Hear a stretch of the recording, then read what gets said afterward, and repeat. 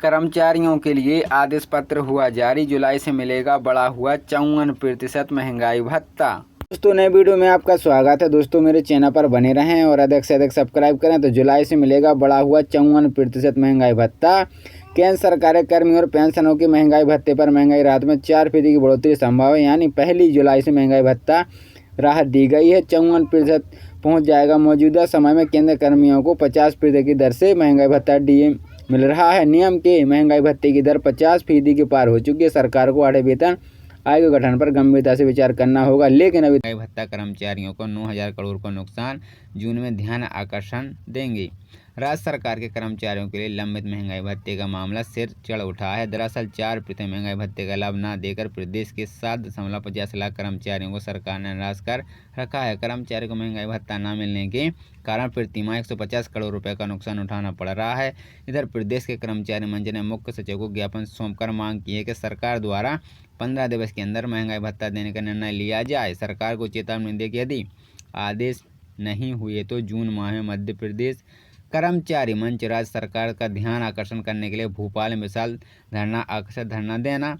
मंच अध्यक्ष अशोक पांडे ने बताया कि राज्य सरकार पहले ही प्रदेश के कर्मचारियों को 4% महंगाई भत्ते का लाभ न देकर कर्मचारी को 700 करोड़ रुपए का नुकसान कर चुकी है। उससे पूर्व 3 साल समय महंगाई भत्ता न देकर कर्मचारी को 9,200 करोड़ रुपए का नुकसान कर चुकी है। दरअसल कर्मचारी को आज थी कि सरकार लोकसभा चुनाव से पूर्व महंगाई भत्ते का आदेश जारी करने के लिए सरकार ने महंगाई भत्ते की घोषणा लोकसभा चुनाव के दौरान न करने के प्रदेश के 7.50 लाख कर्मचारी को निराश कर रखा है। कर्मचारी मंच ने कहा कि सरकार हर माह 1,29,77,199 लाड़ली बहनों को 1,299 करोड़ रुपए की सौगात दे रही है, लेकिन कर्मचारियों को महंगाई भत्ते के रूप में 150 करोड़ रुपए देने में आनाकानी कर रही है। जबकि प्रदेश के बगल के राज्य छत्तीसगढ़ और राजस्थान अपने कर्मचारियों को 4% महंगाई भत्ते का लाभ चुनाव की आचार संहिता चलते ही दे चुकी। इसलिए यदि आप कर्मचारियों को 15 दिवस के अंदर राज्य सरकार ने महंगाई भत्ते का लाभ एरिया सहित नहीं दिया तो प्रदेश के कर्मचारी धरना देकर मुख्यमंत्री को महंगाई भत्ते के लिए ज्ञापन सौंपेंगे। लोकसभा चुनाव हो चुका है संपन्न। अब सरकार तत्काल दे कर्मचारियों को प्रमोशन। प्रदेश लोकसभा चुनाव संपन्न होती है अपने कर्मचारियों ने सरकार प्रमोशन दबाव बनाया है। इसलिए एक मांग उठी है कि पदोन्नति में चुनाव ड्यूटी के मेहनत की जोड़ी जाएगी। राज्य सरकार को प्रमोशन हर हाल में देना होगा। संघ प्रदेश अध्यक्ष भुवनेश्वर पटेल कहना है कि सीआर के ही कर्मचारियों ने 20 वर्षों में कितने चुनाव ड्यूटी की है उसके आधार पर पदोन्नति, समयमान, वेतनमान, ग्रेजुटी का भुगतान होना चाहिए। यह उनकी व्यक्तिगत राय है। भुवनेश कहते हैं कर्मचारी जोखिम उठा दूसरे काम करते हैं, फिर उन्हें सुविधाओं से वंचित किया जाता है। इसलिए लोक सेवकों को राहत देने के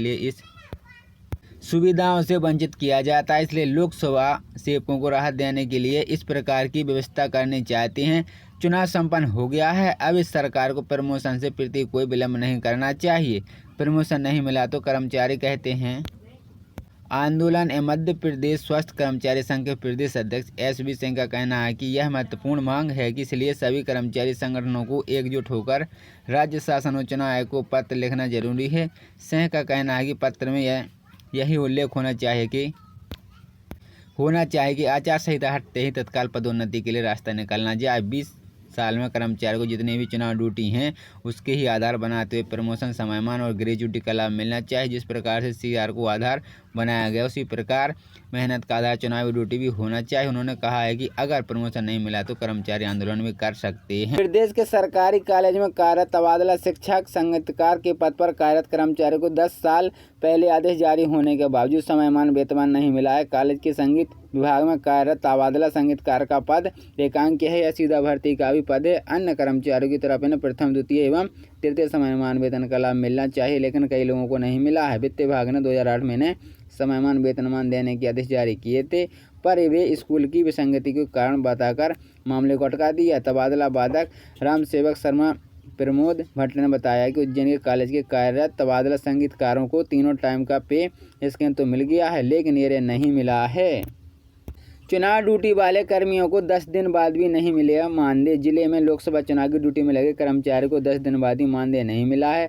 मध्य प्रदेश तृतीय वर्ग कर्मचारी संघ के प्रदेश सचिव उमाशंकर तिवारी ने बताया कि मध्य प्रदेश निर्वाचन अधिकारियों कलेक्टर को पत्र लिखकर मानदेय दिलाने की मांग की है। जिला उप निर्वाचन अधिकारी दीपक पांडे ने बताया कि 3 विश्व के क्षेत्र के अधिकारी कर्मचारियों को मानदेय दिया जा चुका है। वहीं जिला ट्रेडी ऑफिस विक्रम छिलैया ने बताया कि सोमवार को तक बाकी 4 विषय क्षेत्रों के कर्मचारियों को भुगतान कर दिया जाएगा।